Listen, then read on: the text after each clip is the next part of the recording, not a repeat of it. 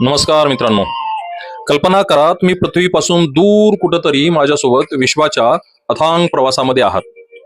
तुमच्या चारही बाजूंना अब्जावधी तारे आहेत, विशाल ग्रह आहेत, रंगीबिरंगी निबुला आहे आणि अचानक अचानक तुमच्या समोर एक अशी गोष्ट येते जी तुम्हाला दिसतही नाहीये, परंतु तिची उपस्थिती संपूर्ण अवकाशाला हादरवून सोडते. जी प्रकाशही देत नाही, ती आवाजही करत नाही, ती स्वतःला दिसतही नाही, परंतु तिच्या जवळ गेलेली कोणतीच गोष्ट पुन्हा कधीच परत येत नाही. हो, माणूस प्राणी तर सोडून द्या, पण अवकाशातील धूळ, दगडगोटे, अगदी ग्रह, तारे हे सुद्धा. एवढंच काय, जगातील सर्वात वेगवान म्हणजे 3 लाख किलोमीटर पर सेकंद या स्पीडनं जाणारी प्रकाश लाईट सुद्धा जर का एकदा त्याच्या जवळ गेलीच तर ती काही पुन्हा परत येत नाही. अशाच विश्वातील एक काळा राक्षस जो प्रकाशालाही गिळंकृत करतो. त्याच्या समोर वेळही मंदावते, आकाशही वागतंय. भौतिकशास्त्राचा, फिजिक्सचा कुठलाही नियम तिथं लागूच होत नाही आणि त्यालाच आपण काय म्हणतोय तर ब्लॅक होल, कृष्णविवर. हे ब्लॅक होल नेमकं आहे तरी काय? हे खरोखरच सगळं काही खाऊन टाकतंय का? त्याच्यामध्ये नेमकं आतमध्ये आहे तरी काय? जरी त्याच्यात एखादा अंतराळवीर पडला तर त्याचं काय होईल? म्हणजे असे कितीतरी प्रश्न मग निर्माण व्हायला लागतात. मित्रांनो, या सर्व प्रश्नांची उत्तरं जर हवी असतील तर आपल्या महाराष्ट्राच्या फ्युचर ऑर्बिट या युट्यूब चॅनलवरील हा व्हिडिओ संपूर्ण पहा. न पळवता शांततेत हा व्हिडिओ समजून घ्या. शेवटी व्हिडिओच्या तुम्हाला नक्कीच ब्लॅक होल बद्दलच्या सर्व संकल्पना कम्प्लिटली क्लिअर झालेल्या असतील.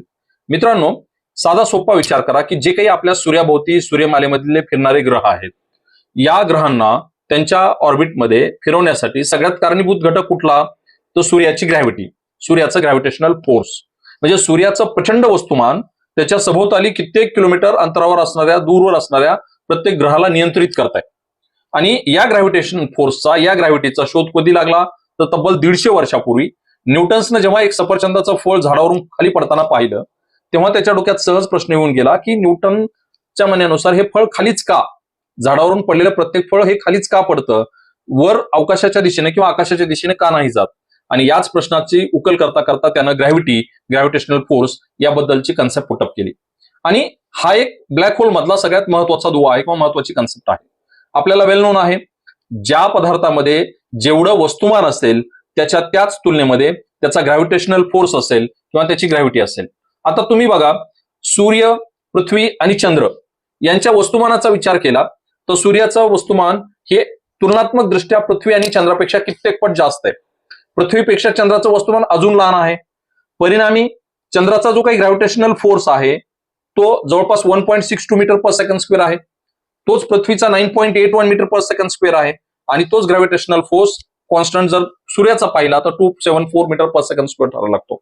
मित्रांनो, वस्तुमानाचा जर विचार केला, एखादी वस्तू जर चंद्रावर 1 किलोची असेल तर तीच पृथ्वीवर जवळपास 6 किलोची असेल आणि तीच सूर्याच्या वर जवळपास 169 किलो पर्यंतची असेल.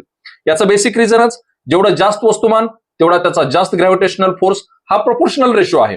बरं, या ग्रॅव्हिटेशनल फोर्समुळं अवकाशातील लाईट सुद्धा बेंड व्हायला लागते. तुमच्या समोर तुम्ही पाहताय की आपण एखाद्या घरातल्या मोठ्या गादीवर जर एखादा लोखंडी गोळा ठेवला तर ती गादी जशी त्या लोखंडाच्या गोळ्याच्या वस्तुमानामुळं, वजनामुळं केंद्रस्थानी खाली दबल्या जाईल, अगदी तशाच पद्धतीनं अवकाश पूर्ण किंवा जी काही अवकाशातून परावर्तित होणारी, ट्रान्सपरंट होणारी लाईट आहे, ट्रॅव्हल करणारी लाईट आहे, ती सुद्धा बेंड व्हायला लागते. आणि ही बेंडिंग ऑफ लाईटची कन्सेप्ट आईन्स्टाईननं तब्बल 1905 च्या आसपास स्पेशल थिअरी ऑफ रिलेटिव्हिटी मध्ये पुटअप केली. म्हणजे वस्तुमानाच्या तुलनात्मक ग्रॅव्हिटी असेल आणि ग्रॅव्हिटीमुळे ही बेंडिंग ऑफ लाईटची कन्सेप्ट आपल्याला काय व्हायला लागेल, दिसायला लागेल. आणि बेंडिंग ऑफ लाईट सह जी काही पुढली कन्सेप्ट आहे आपली ती समजून घ्यायची, इस्केप व्हेलॉसिटी. आता जेव्हा एखाद्या वस्तूचं स्वतःचं वस्तुमान त्याच्या सभोवतालच्या इतर वस्तूवर अट्रॅक्टिव्ह फोर्स अप्लाय करतं, तेव्हा त्या वस्तूला ती अट्रॅक्टिव्ह फोर्स किंवा तो ऑब्जेक्ट दूर जाऊ देत नाही किंवा आपल्यापासून दूर होऊ देत नाही. परिणामी वर्षानुवर्ष, अब्जावधी वर्षापासून आपली पृथ्वी सूर्याच्याच भोवती प्रदक्षिणा घालते. ती तिचा जो काही पाथ आहे तो सोडून दुसरीकडे जाऊ शकत नाही किंवा जातही नाही, कारण ग्रॅव्हिटेशनल फोर्समुळे बाइंड केलेली आहे. मग एखादा ऑब्जेक्ट आपण पृथ्वीवर जर वर दगड फेकून मारला किंवा एखादा बॉल फेकला किंवा एखादा भाला फेकला तर तो परत पृथ्वीवर येऊन आदळतो. तो काही बाहेर निघून जातो का? नाही. पण आता या व्हिडिओमध्ये पहा, आपल्याला काय दिसेल तर रॉकेट पृथ्वीची जी काही अवकाश ग्रॅव्हिटेशनल फोर्स आहे त्याला ब्रेक करून बाहेर जातोय. तुम्ही हा व्हिडिओ पहा. आता या व्हिडिओत बघा, हा शक्तिशाली कित्येक टनाचा रॉकेट पृथ्वीपासून दूर दूर उंच उंच अवकाशात जातोय. हे का शक्य होत आहे? कारण त्याची स्पीड जी आहे ही 11.2 किलोमीटर पर सेकंद याच्यापेक्षा जास्त आहे. म्हणजे पृथ्वीची escape velocity 11.2 kilometre per second आहे. त्याच्यापेक्षा जास्त वेगानं तो जातोय म्हणून तो पृथ्वीच्या ग्रॅव्हिटेशनला क्रॉस करून बाहेर जातोय. चंद्राच्या बाहेर जायचं असेल तर 2.4 किलोमीटर पर सेकंद यापेक्षा जास्त स्पीडनं त्याला जावं लागेल. आता सूर्यासाठी 618 किलोमीटर पर सेकंद एवढ्या वेगानं गेला तरच तो बाहेर जाईल. अगदी जे आत्ताच्या व्हिडिओमध्ये पाहिलं तेच इथं ग्राफिकली आपण पुटअप करतोय. म्हणजे एखाद्या रॉकेटला चंद्रावरून जर दूर जायचंय तर त्याला जवळपास त्याची कमीत कमी व्हेलॉसिटी किती ठेवावी लागेल? तर 2.38 किलोमीटर पर सेकंद. याच्यापेक्षा कमी स्पीडनं जर तो रॉकेट चंद्रावरून उडू लागला किंवा चंद्रावरून तो जर प्रज्वलित होऊन बाहेरच्या दिशेनं झेपावत असेल तर तो परत चंद्रावर कोसळेल. म्हणजे चंद्रावरून त्याला दूर सुटका करून घ्यायची तर त्याची कमीत कमी व्हेलॉसिटी किती हवी? 2.38 किलोमीटर पर सेकंद. अगदी तसंच 11.2 किलोमीटर पर सेकंदापेक्षा कमी व्हेलॉसिटी असेल तर आपला रॉकेट परत परत पृथ्वीवर कोसळेल आणि जर त्यापेक्षा जास्त व्हेलॉसिटी असेल तर तो मात्र अवकाशामध्ये दूरवर पृथ्वीपासून झेपावत राहील. अगदी तसंच जर एखादा रॉकेटला सूर्याच्या ग्रॅव्हिटेशनल फोर्स पासून इस्केप व्हायचंय, त्याला त्याची इस्केप व्हेलॉसिटी ही करायची तर त्याच्यासाठी कमीत कमी व्हेलॉसिटी त्याची 317.7 किलोमीटर एका सेकंदामध्ये त्यानं कव्हर करायला हवी. ही इस्केप व्हेलॉसिटीची तुलनात्मक व्हॅल्यू झाली. आणि या सगळ्या कन्सेप्टच्या आधारे आपण कृष्णविवर हे हळूहळू समजून घेऊयात. पण कृष्णविवर समजून घेण्यासाठी gravity, escape velocity, bending of light याच्यासह समजून काय घेणं गरजेचं आहे? तर आपल्याला कुठल्याही ताऱ्याचा जन्म कसा होतो आणि त्या ताऱ्याचा अंत कसा होतो. सुरुवातीला आपण ताऱ्यांचा जन्म आणि त्याच्या संबंधी कन्सेप्ट लक्षात घेऊ जेणेकरून आपल्याला कृष्णविवर किंवा ब्लॅक होल अधिक सखोल समजून येईल किंवा आपल्याला त्याची माहिती समजून घ्यायला लागेल. ओके, आता प्रत्येक तारा मृत्यू पावल्यानंतर तो ब्लॅक होल बनतो का? तर नाही. मग कुठला तारा ब्लॅक होल बनेल किंवा कुठल्या कंडिशन्स कंप्लीट केल्यानंतरच तो तारा ब्लॅक होल बनू शकतो याच्यासाठीच्या ज्या काही कंडिशन्स आहेत या आपल्या समोर आहेत. एखाद्या ताऱ्याचं वस्तुमान हे जर किमान आपल्या सूर्याच्या ताऱ्यापेक्षा 8 पट जास्त असेल तर आणि तरच किंवा त्याच्याही पेक्षा जास्त असेल तरच तो तारा मृत्यू पावल्यानंतर ब्लॅक होल बनू शकतो. मित्रांनो, आपला तारा, आपला सूर्य मृत्यू पावल्यानंतर ब्लॅक होल बनू शकणार नाही कारण त्याचं तेवढं सफिशियंट अमाऊंटचं मास नाही. जर आपला सूर्य आहे याच्यापेक्षा 8 ते 10 पट जास्त ताकदीचा असता किंवा जास्त वस्तुमानाचा असता तर आकारानुसार कमीत कमी 25 पट आकारमान त्याचं जास्त असायला हवं होतं आणि वस्तुमानाचा विचार केला तर कमीत कमी 8 पट त्याचं वस्तुमान जास्त असायला हवं. ही त्याची बेसिक कन्सेप्ट आहे किंवा बेसिक कंडिशन आहे. दुसरी कंडिशन काय आहे? किंवा त्याचं वस्तुमान 8 पट जास्त आहे पण ते कितीही दूर अंतरावर पसरलेलं हवंय का? नाही. त्याच्यासाठी जी काही कंडिशन आहे, लिमिटेशन आहे किंवा कोर एरियाची जी काही डायमीटर किंवा ज्याची रेडियस आहे त्याचा फॉर्म्युला शॉजरफिल्डनं पुटअप करून ठेवलेला आहे आणि त्याच्या म्हणण्यानुसार जी काही कंडिशन्स आहे ही तुमच्या समोर त्यानं फॉर्म्युलामध्ये पुटअप केलेली की कोर किंवा जो काही सूर्याचा जे काही केंद्रस्थान असेल तो मॅक्झिमम कॉन्सन्ट्रेटेड हवं, त्याची घनता जास्त हवी तर आणि तरच त्याचं ब्लॅक होलमध्ये ट्रान्सफरंट होईल किंवा ब्लॅक होल त्याचा बनू शकेल त्या ताऱ्याचा मृत्यू झाल्यानंतर. आणि तिसरं, त्या ब्लॅक होलचं रूपांतर, त्या ताऱ्याचं मृत्यू पावल्यानंतर रूपांतर ब्लॅक होलमध्ये कधी होईल? जर त्याच्या ग्रॅव्हिटेशनल फोर्सची व्हॅल्यू किंवा ग्रॅव्हिटेशनल फोर्सची व्हॅल्यू ही इतकी प्रबळ असावी, इतकी जास्त असायला हवी की त्याची इस्केप व्हेलॉसिटीची कॉन्स्टंट व्हॅल्यू ही लाईटच्या व्हेलॉसिटीपेक्षाही जास्त हवी. कारण आपलं नोन आहे आइन्स्टाईनच्या थेअरीनुसार जगामध्ये सर्वात जास्त वेगवान काय आहे? तर लाईट. आणि लाईटची स्पीड काय आहे? तर ती एका सेकंदाला 3 लाख मीटर पर सेकंद एवढे डिस्टन्स कव्हर करते. पण एका सेकंदात 3 लाख मीटर इतकं डिस्टन्स ती कव्हर करते. आता जर ते डिस्टन्स क्रॉस करायचे किंवा तेवढ्या डिस्टन्सपेक्षा एखादा ऑब्जेक्ट जास्त वेगानं जात असेल तर आणि तर तो त्या ब्लॅक होलमधून एस्केप होऊ शकेल. परंतु दुसरीकडे तेवढ्या वेगानं जाणारी वस्तूच विश्वामध्ये उपलब्ध नाहीये किंवा सध्या मानवाला नोंद नाहीये. त्याच्यामुळे या बेसिक कंडिशन्स जर असतील, एखादा स्टार उभे करत असतील तर आणि तरच त्याचं काय व्हायला लागेल? कृष्णविवरामध्ये रूपांतर व्हायला लागेल. आता आपण काय करूयात? सुरुवातीला ताऱ्यांचा जन्म आणि बाकी गोष्टी समजून घेऊयात. आता कुठलाही तारा जर जन्मत असेल तर त्याच्या काही बेसिक स्टेप्स तो कव्हर करायला लागतो. सुरुवातीला प्रत्येक तारा जन्माच्या आधी नेबुला नेसेसरी आहे. नेबुला म्हणजे काय? तर अवकाशामध्ये जे काही प्लाझ्मा आहे त्यांचे प्रचंड मोठमोठे ढग आहेत. हे प्रचंड वायू आणि धुळीचे आणि आयोनायझेशनचे ढग, हे ढग एकत्र केंद्रस्थानी किंवा एकाच ठिकाणी कॉन्सन्ट्रेट व्हायला हवेत. त्याला आपण म्हणतो नेबुला. आता जेव्हा हे नेबुला मधले प्रचंड मोठमोठे वायूचे, धुळीचे आणि आयनचे कण आहेत हे एकत्र यायला लागतात तेव्हा त्यांच्यातलं गुरुत्वाकर्षण वाढायला लागतं. तसं त्यांचं कॉन्सन्ट्रेशन व्हायला लागतं, ते संकुचन पावायला लागतात. मग हे जेव्हा एकत्र यायला लागतात तेव्हा त्यांच्यामुळे घर्षणानं ठिणग्या उडायला लागतात. अजून त्या ताऱ्याचा जन्म झालेला नसतो तरी तो तारा चकाकायला लागतो, कारण घर्षणामुळं, गुरुत्वाकर्षणामुळं आतमधलं तापमान वाढायला लागतं, ठिणग्या पडायला लागतात. त्याच कन्सेप्टला आपण काय म्हणतोय, प्रोटोस्टार. प्रोटोस्टार ही ताऱ्याच्या जन्माची आधीची अवस्था, आणि जेव्हा हे प्रोटोस्टारची फेज असेल त्या प्रोटोस्टारमध्ये मग एक्झॅक्टली सुरू काय होते प्रोसेस, न्यूक्लिअर फ्युजनची. आणि ही प्रोसेस किती तापमानाला व्हायला लागते, जेव्हा त्या प्रोटोस्टार मधलं तापमान हे 10 लाख केल्विन पेक्षा जास्त फेजला यायला लागतं तेव्हा. न्यूक्लिअर फ्युजन म्हणजे काय हे आपल्याला नोन आहे, पण न्यूक्लिअर फिजन आणि न्यूक्लिअर फ्युजन मध्ये तुम्ही कन्फ्युजन करून घेऊ नका. ह्युमन बिईंग जो काही अर्थवर मॅक्झिमम अणुरिएक्टर किंवा ॲटॉमिक रिएक्टर बर्न करतोय, अणुभट्ट्या, त्याच्यामध्ये आपण युरेनियम, एनरिच्ड युरेनियमचा वापर करतोय, ती प्रोसेस आपण न्यूक्लिअर फिजन म्हणतोय. फिजन मध्ये एखाद्या मोठ्या अणूचं आपण वेगवेगळ्या लहान अणूमध्ये विघटन करतोय, ती प्रोसेस म्हणजे न्यूक्लिअर फिजन. आणि प्रोटोस्टार मध्ये एखाद्या ताऱ्याच्या केंद्रस्थानी जी काही घडतंय त्याला आपण काय म्हणतोय, न्यूक्लिअर फ्युजन.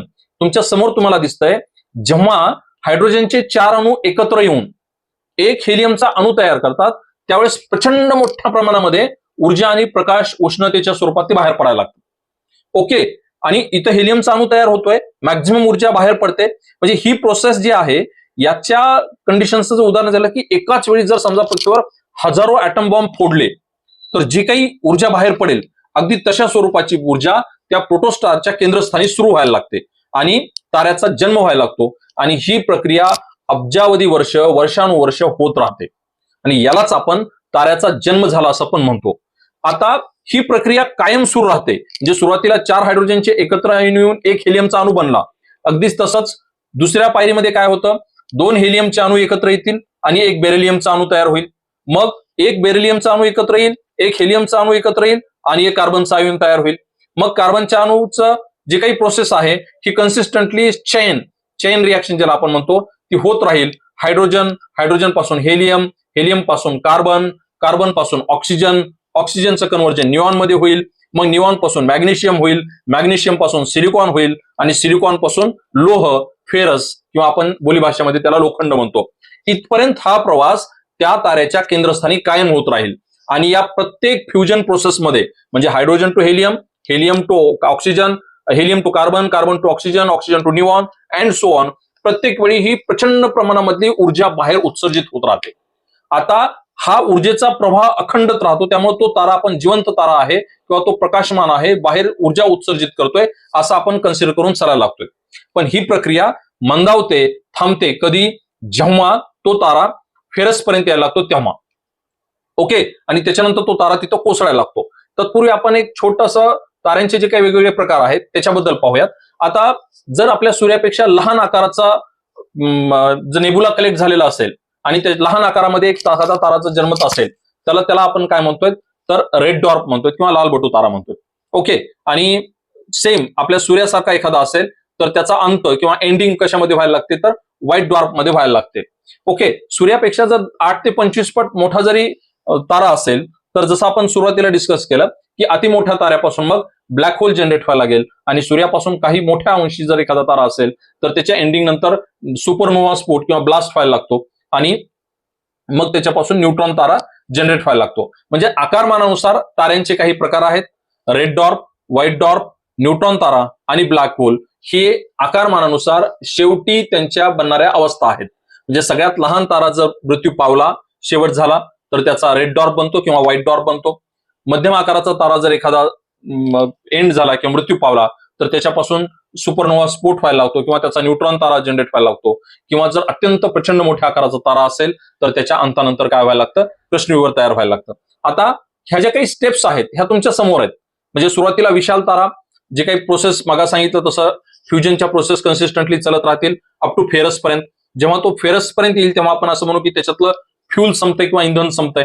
आणि फ्यूल संपल्यानंतर मात्र त्याची ग्रॅव्हिटेशनल कोलॅप्स होतो, गुरुत्वाकर्षण कोसळतं किंवा तो तारा आपल्या केंद्रस्थानी कोलॅप्स व्हायला लागतो. आता ही घटना नेमकी कृष्णविवराच्या बरच्या आधी व्हायला लागते. हा तारा कोसळतो म्हणजे नेमकं काय होतं हे आपण समजून घ्या. प्रत्येक ताऱ्याच्या केंद्रस्थानी 2 एनर्जी आहेत. एक एनर्जी त्या ताऱ्याला आउटर दिशेनं बाहेर ओढल्या जाते किंवा बाहेरच्या दिशेने त्याला काय करायला लागते, एनर्जी इमिट करायला लागते.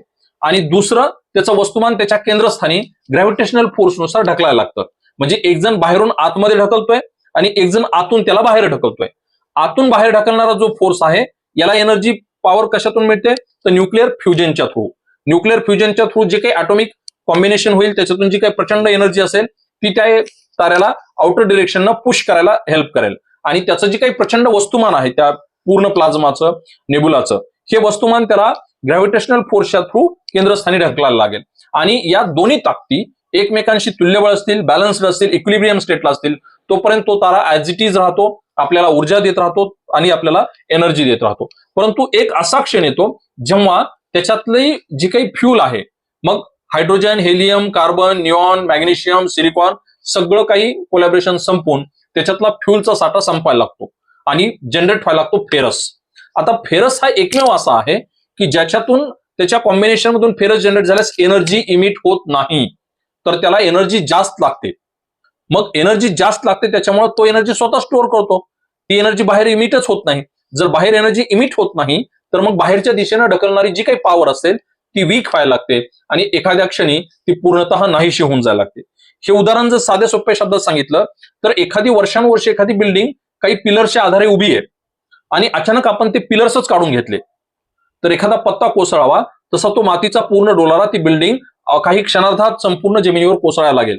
अगदी तसंच प्रचंड आकारानं मोठा विश्वातला एखादा तारा, त्याची आतली जी काही फ्युजन प्रोसेस, न्यूक्लिअर रिॲक्टर, धगधगता जो काही अग्निज्वाळा आहे तो एकाएकी नाहीसा होतो, एकाएकी थांबतो किंवा एकाएकी नष्ट होतो. आणि अगदी त्या क्षणी तो संपूर्ण तारा त्याचं जे काही मॅक्झिमम फोर्स असेल, जो काही दुसरा फोर्स त्याला मॅक्झिमम कॉन्सन्ट्रेट सेंट्रल डिरेक्शन करतोय तो हावी होतो किंवा तो डॉमिनंट व्हायला लागतो आणि दुसऱ्या क्षणाला तो संपूर्ण ताऱ्याचं बाहेरचं जेवढं काही वस्तुमान असेल ते ताऱ्याच्या अंतर्गत दिशेनं, केंद्राच्या दिशेनं प्रचंड ताकदीनं कोसळायला लागतं. आणि हे कोसळत असताना तिथलं टेम्परेचर, तिथलं तापमान आणि दबाव हा भयानक मोठ्या एखाद्या विस्फोटासारखा बाहेर यायला लागतो. त्याला त्याची एनर्जी किंवा तो ब्लास्ट हा एवढा मोठा असतो की एखाद्या आकाशगंगेतून बाहेर मिळणाऱ्या एनर्जी इतका. एवढा ब्लास्ट त्या सुपरनोवामध्ये व्हायला लागतो आणि जन्म होतो एका महाकाय विशाल अशा कृष्णविवराचा. आता जेव्हा हा जन्म होतो तेव्हा कन्सेप्ट जनरेट व्हायला लागते सिंग्युलॅरिटी. सिंग्युलॅरिटी म्हणजे काय, तर त्या ब्लॅक होलचं केंद्रस्थान, ज्या केंद्रस्थानाच्या दिशेनं हे सर्व अवाढव्य मास गुरुत्वाकर्षण शक्तीच्या पायी केंद्रस्थानी एकत्रित व्हायला लागतं. ही कन्सेप्ट साध्या सोप्या शब्दात जर सांगायची झाली तर इमॅजिन करा, आपली जेवढी काही अर्थ आहे, आपली पृथ्वी आहे, ह्या पृथ्वीचं वस्तुमान आपण तशाला तसंच ठेवलंय. त्याचं जे काही हजारो कोट्यावधी टन वजन आहे ते अगदी तशाला तसंच आहे. पण तिला एवढ्या लहान दिशेमध्ये दाबलं किंवा सर्व बाजूने एवढा आपण फोर्स एक्झॉस्ट केला की तिचे आकार लहान लहान लहान होत होत एवढ्या विशाल आकाराची पृथ्वी ही एखाद्या फुटाण्यासारखी किंवा एखाद्या वाटाण्याच्या छोट्याशा दाण्यासारखी जर बनली तर त्यावेळी तिचं ग्रॅव्हिटेशनल किंवा तिची डेन्सिटी किती इन्फिनाइट स्टेजवर असेल याचा तुम्ही विचार करा. म्हणजे एवढं प्रचंड मोठं केंद्रस्थानी वस्तुमान सगळं कॉन्सन्ट्रेट झालं असेल. ही जी फेज असेल त्याला आपण म्हणतो सिंग्युलॅरिटी. म्हणजे एकाच केंद्रकाभोवती प्रचंड मोठ्या आकाराचं वस्तुमान कॉन्सन्ट्रेट झालं असेल. या कन्सेप्टला फिजिक्सचे सगळे रूल्स काम करणं बंद करतात. एक्झॅक्टली सिंग्युलॅरिटी लेवलला एक्झॅक्ट काय होतं याची डिटेल माहिती अजूनही मानवाला मिळालेली नाही. आता एक्झॅक्ट सिंग्युलॅरिटीला घडतं काय, सिंग्युलॅरिटी एक असा पॉइंट आहे जिथून काहीही वापस येणं शक्य नाही. तिथं गेला की तो कायमचा त्या केंद्रस्थानी किंवा ब्लॅक होलचा पार्ट होऊन बनला. मग एक्झॅक्टली ही सिंग्युलॅरिटी, ही जी काही कन्सेप्ट आहे ही मॅथमॅटिकल टर्मच्या कन्सेप्टवर पुटअप केली गेलेली ही आहे, जिथं संपूर्ण तारा हा कॉन्सन्ट्रेट राहतो किंवा ब्लॅक होलचं सेंट्रल पॉइंट असेल. आता ही जगातली सगळ्यात रहस्यमय वस्तू आहे. त्याच्याबद्दलची अजून डीपली सायंटिफिक कन्सेप्ट नोन नाहीये, कारण तिथून वापस काहीच येत नाहीये. मग मॅथमॅटिकली हा एक सिर्फ पॉइंट आहे किंवा जस्ट एक डॉट आहे, एक बिंदू आहे. ओके, आता इथं टाइम डायलेशन होतं, म्हणजे वेळ अत्यंत संत होत जाते. स्पॅगेटिफिकेशन व्हायला लागतं. स्पॅगेटिफिकेशन म्हणजे काय, स्पॅगेटी म्हणजे काय, ते इटलीचा पिझ्झा किंवा ज्याला आपण नूडल्स म्हणू. आणि नूडल्स जशी लांबच लांब लांबच लांब लांबच जाते, अगदी तसंच जर एखादा अंतराळवीर किंवा एखादा ह्युमन बिईंग त्या सुपरनोव्हाच्या किंवा त्या ब्लॅक होलच्या कॉन्टॅक्टमध्ये आला किंवा त्याच्या संपर्कात आला तर काही 6 फुटाचा मनुष्य किंवा 6 फुटाचा अंतराळवीर त्या ग्रॅव्हिटेशनल फोर्सच्या पॉइंट घेऊन जो आधी पायाचा भाग त्याच्या टचमध्ये जाईल तो काही किलोमीटर पर्यंत लांबल्या जाईल, तुटणार नाही, तुकडे होणार नाही. तर जशी शेवयाची हे धागा लांबत लांब जातो तसा मनुष्य हा काय व्हायला लागेल, लांबच लांब लांबच लांब लांबच जाईल. आणि या कन्सेप्टलाच आपण काय म्हणतोय, स्पॅगेटिफिकेशन. म्हणजे शेवयावरून किंवा इटलीच्या पास्तावरून आपण त्याचं ते नाव ठेवलं गेलेलं आहे. स्पॅगेटी जस्ट एक फूड आहे किंवा ही आहे. तसं माणसाची अवस्था बनेल, त्याचा मेंदू किंवा चेहऱ्याचा भाग किंवा डोकं तशाल तसं राहील, पण बाकी बॉडी ही काही किलोमीटर पर्यंत लांबीची व्हायला लागेल, ज्याला आपण म्हणतोय स्पॅगेटिफिकेशन. याच्यानंतरची कन्सेप्ट असेल इव्हेंट होरायझेशन. आता इव्हेंट होरायझन काय आहे, तर जी काही ब्लॅक होलची आउटर बॉर्डर आहे ती एक अशी बॉर्डर आहे की ज्याच्या अलीकडे आपण नॉर्मल ऍटमॉस्फिअर किंवा नॉर्मल ॲटॉमिक स्ट्रक्चर असेल किंवा जे काही स्पेस आहे तो ऍज इट इज राहील, पण त्याच्या एकदा पलीकडे गेलात की तुम्ही त्या ब्लॅक होलचा पार्ट बनाल आणि मग तुमचा परतीचा मार्ग कायम संपला असेल. म्हणजे एखादा बोहरा असेल ना पाण्याच्या प्रवाहामध्ये किंवा नदीच्या पुरामध्ये एखादा बोहरा तयार झालेला, तर बोहऱ्याची जी आउटर लेअर असेल त्याला आपण म्हणू होरायझन. किंवा वेगळ्या शब्दात सांगायचं झालं तर एखादा नाविक एखादी जहाज नदीच्या उलट्या प्रवाहाच्या दिशेने घेऊन जातोय आणि हळूहळू तो वेगानं उलट्या दिशेनं रस्ता मार्गक्रमण करतोय. परंतु जर समजा तोच नाव किंवा तो नाविक धबधब्याच्या काठावर असेल, तर एक असा बिंदू असतो धबधब्याचा जिथून वर येणं किंवा नावेला परत पुढे नदीच्या प्रवाहात जाणं शक्य नाही, तर तो धबधब्याचा पाठ बनवून त्या धबधब्याच्या बॉटमला कोसळायला लागेल. तो जो काही क्षण असेल त्याला आपण म्हणू इव्हेंट होरायझन किंवा त्या बॉर्डरला म्हणू आपण इव्हेंट होरायझन, जिथून वापस येणं शक्य नाही, त्याच्यानंतर त्या ब्लॅक होलमध्येच कोसळणं आहे. आणि या इव्हेंट होरायझन मध्ये मॅक्झिमम धुळीचे कण किंवा नेबुलाचा पाठ हा चक्राकार दिशेनं गोलाकार दिशेनं फिरत राहतो. त्याच्यामुळे ती एक बॉर्डर लेअर जी फार चमकदार बनायला लागते, ज्याला आपण म्हणतोय इव्हेंट होरायझन. हा एक ब्लॅक होलचा नेक्स्ट पार्ट किंवा कन्सेप्ट आहे. हा जो समोर तुम्हाला फोटो दिसतोय हा मनुष्यानं टिपलेला पहिला ब्लॅक होलचा 2019 मधला फोटो आहे. म्हणजे आपल्या आकाशगंगेच्या केंद्रस्थानी असणारा हा फोटो. अशा पद्धतीनं या संपूर्ण व्हिडिओमध्ये आपण ब्लॅक होल बद्दल जी काही माहिती असेल ती घेण्याचा प्रयत्न केला. मग ब्लॅक होलच्या कन्सेप्टला अंडरस्टँड करायचे, ताऱ्याचा जन्म, ताऱ्याचा मृत्यू, ग्रॅव्हिटी, इस्केप व्हेलॉसिटी, सिंग्युलॅरिटी, स्पॅगोटिफिटी, टाइम डायलेशन आणि जी काही तुमच्या बाकी इव्हेंट होरायझन असेल या सगळ्या कन्सेप्ट समजून घेणं आपल्याला आवश्यक ठरतं आणि ते आपण समजून सांगण्याचा प्रयत्नही केलेला आहे. बाकी माहिती तुम्हाला नक्कीच आवडली असेल अशी अपेक्षा. मित्रांनो, आज आपण एका ताऱ्याचा प्रवास पाहिला. जन्म एका नेब्युलामधून जीवन अनुसंचालनाच्या ऊर्जेवर चालणार आणि शेवटी मृत्यू एक महाभयंकर अशा स्फोटात. पण काही ताऱ्यांचा शेवट इथं होतच नाहीये. त्यांच्या अवशेषापासून जन्म घेते विश्वातील सर्वात गूढ आणि सर्वात शक्तिशाली अस्तित्व म्हणजेच कृष्णविवर ब्लॅक होल. अशी जागा जिथून प्रकाश सुद्धा परत येऊ शकत नाही, जिथे अवकाश आणि काळ स्वतः वागतात, जिथे आपल्या आजच्या भौतिकशास्त्राचे नियमही अपुरे पडतात. मानवाने कृष्णविवराचा फोटो काढला, त्याच्या गुरुत्व लहरी शोधल्या, पण कृष्णविवराच्या आत नेमकं आहे तरी काय? सिंग्युलॅरिटी खरंच कशी असते? इव्हेंट होरायझनच्या पलीकडे काय दडलंय? या प्रश्नांची उत्तरं आजही विश्वाने आपल्याला अंधारात लपवून ठेवली आहेत. कारण कदाचित विश्वातील सर्वात मोठा प्रश्न कृष्णविवर म्हणजे हा नाहीच आहे, तर कृष्णविवराच्या आत काय आहे हा आहे. आणि म्हणूनच कृष्णविवर हा काही एका ताऱ्याचा अंत नाही, तर विश्वातील सर्वात मोठ्या रहस्याची ही एक सुरुवात आहे. धन्यवाद. व्हिडिओ आवडला असेल तर लाईक करा, चॅनलला सबस्क्राईब करा आणि मेहनत घेऊन अशाच बनवलेल्या व्हिडिओंना प्रोत्साहन देण्यासाठी या व्हिडिओला जास्तीत जास्त शेअर करा. धन्यवाद. आपलाच डॉक्टर सूर्यकांत शिंदे.